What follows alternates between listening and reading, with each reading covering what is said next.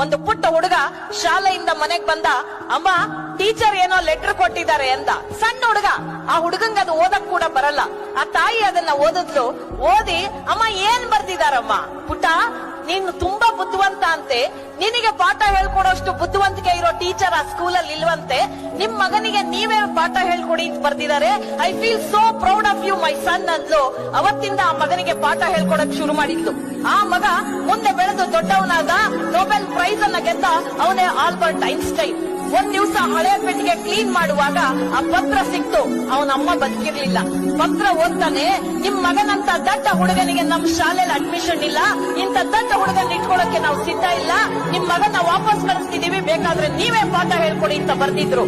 ಆ ತಾಯಿ ಮಗನಿಗೆ ಪಾಸಿಟಿವ್ ಆಗಿ ಮಾತಾಡಿ ಅವನಲ್ಲಿ ಸಕಾರಾತ್ಮಕ ಭಾವನೆ ತುಂಬಿ ಪಾಠ ಹೇಳ್ಕೊಟ್ಟಿದ್ದಕ್ಕೆ ಆತ ನೊಬೆಲ್ ಪ್ರೈಸ್ ಗೆದ್ದಂತ ಐನ್ಸ್ಟೈನ್ ಆದ.